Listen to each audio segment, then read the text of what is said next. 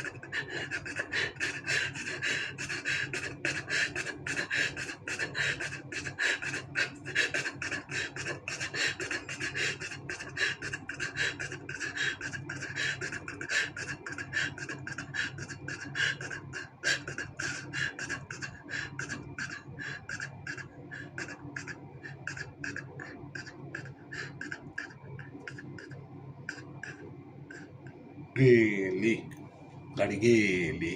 बघा कसा वाटला आणि नक्की कमेंट करून सांगा.